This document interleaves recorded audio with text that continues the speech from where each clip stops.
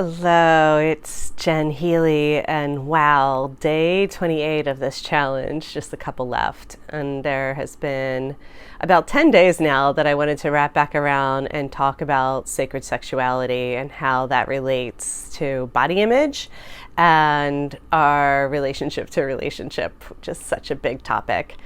And I've been hesitant to talk about sacred sexuality because it is one of those triggers where lots of people have lots of opinions, and some people may agree with what I have to say and some people don't, and that's okay. But I'm coming from my Jen Healy world, and I'm in no way, shape, or form an expert in sacred sexuality, nor do I do any sort of sex work for a living or therapeutics in that area. And a lot of the things that I have been associated with has been correlated with sexuality, and that's never been my area of expertise. But of course, I have had my own life journey and experiences that I want to share with you and why it's so important to talk about. Well, one of the things that I want to start with is that I think when people do the real inner work and heal their sexuality, it is some of the most important and potent work that we can do in order to reclaim our power and harness our life force energy, which is what allows healing to happen. So fortunately, in my world, I had no sexual abuse growing up. I had all kinds of other levels of abuse, but not sexual. And I feel like that was a huge blessing. And I just feel really lucky because not everybody is that lucky. And then that imprint or trauma will scar people's relationships, not only to their own body, but their relationships to others, to feel safe in the world. But I did have at least 1,000 inappropriate sexual conduct towards me starting at a very young age. And even though it didn't lead to sexual abuse, it definitely impacted my relationship to sexuality and my own sense of self and my comfort within my own body. So that was pretty huge to have so many, 1,000 at least, maybe thousands of misconduct within the realm of sexuality. Some people older, some people younger, but yeah, it kind of was everywhere. And you can see that sexuality is such a huge topic in our society, particularly with all of the availability and information around porn and that how that affects the psyche of both men and women and how we treat each other as objects. But for me, I was very fortunate that the first half of my life, I should say, the first 10 years of my dating career, I had amazing boyfriends, and they were always very loving towards me and very respectful. And so I've had this association with sexuality as being very loving and very kind. Now, the second half of my dating life, not so much the same. Maybe it's the change from coasts, and maybe it's the change in culture, but the last 10 years, the last 15 years, it hasn't quite been the same. There's been a lot more, we'll just say, sex being used casually, sex being more physical, it being even like a sport or a performance for some people. It's been very strange for me because I honestly didn't have sex until I was 18, and even then I was pretty hardcore into the straight edge movement where I wasn't going to have sex until I was married, and I didn't want to get married. But I was with a wonderful boyfriend for a couple years and decided that we were going to spend our lives together and that we would engage in that way and share in that way. And he was a lovely human, and I had very positive experiences with him, but it was excruciatingly painful, both physically and mentally and emotional, and I would just cry all the time. And that can be really alarming for someone who thinks that they might have done something wrong or what's going on here.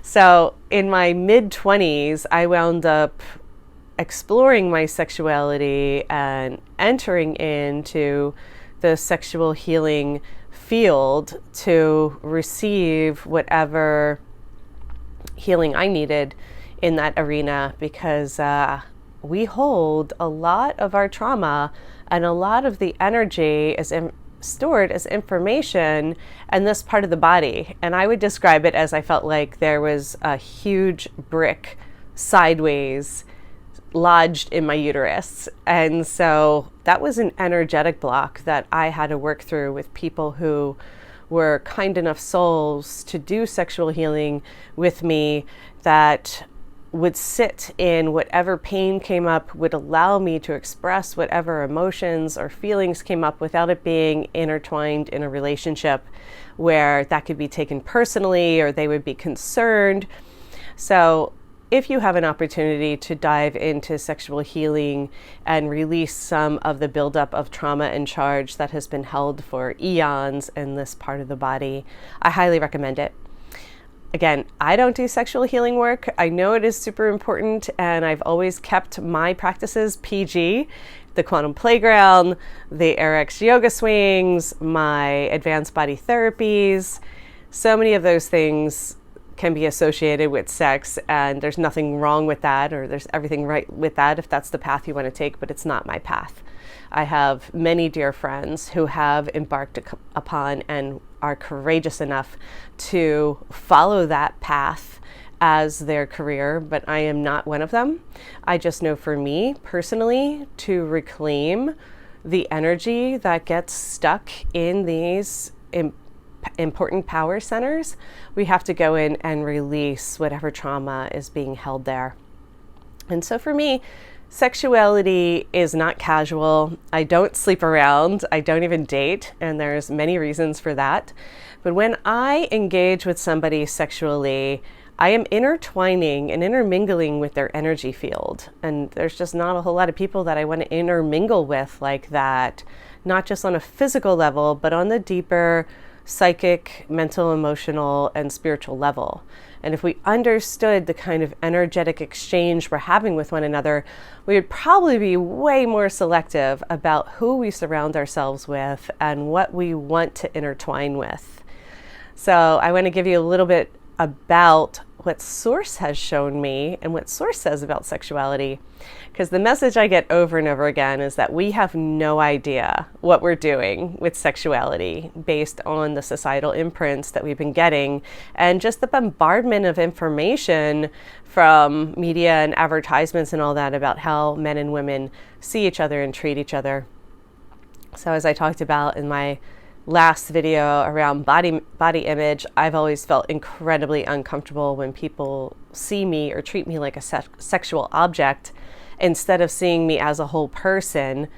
Someone can appreciate my looks or my beauty, but I'm not a sexual object. And I've been experiencing that discomfort my entire life. And even at turning 50, it's kind of liberating because as a society, we tend to see women who are older as less attractive. Well, I think that is changing overall, but I do appreciate getting less of that negative attention. And I feel like the people who give me attention now are more seeing me for the wholeness of my being and who I truly am. But there are a lot of things that influence our relationship to sexuality. For one, the first boyfriend I ever had,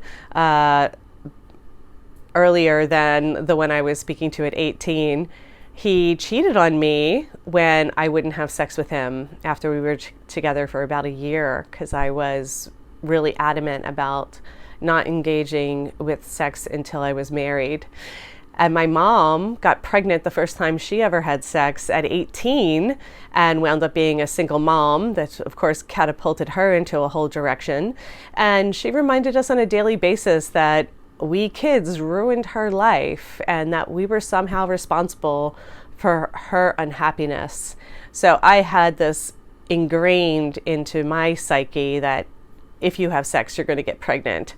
And so I was like, there's no way I'm going to ruin my life the way that she says that we ruined her life. And those things deeply stick. They really do impact our choices. And I have to say, with all of that influence and experience, I am so grateful that my sexuality has always been sacred, that I am very selective about who I interact with, who I will share my body with, and that even the experiences I had in high school where one of my best friends stopped talking to me because she thought I was having sex with her boyfriend and I was still a virgin, and the kind of dynamics that run and play amongst our peers, the way we treat each other because of sexuality or because of jealousy and possession, it's always felt really strange to me.